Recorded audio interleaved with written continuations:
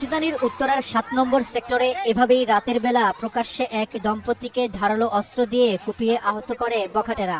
এই নৃশংস দৃশ্য ধরা পড়ে উপস্থিত জনতার মুঠোফোনে, যা মুহূর্তেই ছড়িয়ে যায় সামাজিক যোগাযোগ মাধ্যমে।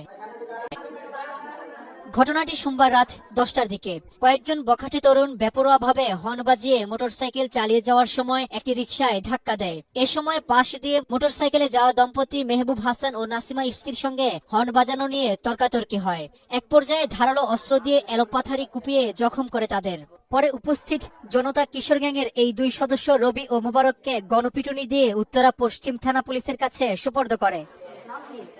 উত্তরা থানা পুলিশ জানায়, ঘটনার শুরুতে ৩ জন থাকলেও পরে বাকি সহযোগীদের খবর দিলে মূলত তারাই ধারালো অস্ত্র নিয়ে আসে। ঘটনায় জড়িত 2 জনকে আটক করেছে পুলিশ। বাকি 3 জনকে আটকে চলছে অভিযান।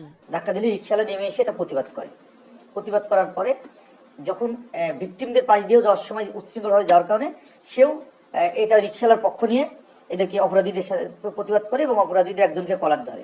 সহপাঠী আরো 2 জন দুটো ধারালো দেশীয় অস্ত্র এনে এই ঝগড়াঝাটি অবস্থায় তাদের স্বামী স্ত্রীকে কোপ দেয়। আহত দম্পতি বর্তমানে রাজধানীর একটি বেসরকারি হাসপাতালে চিকিৎসাধীন রয়েছে।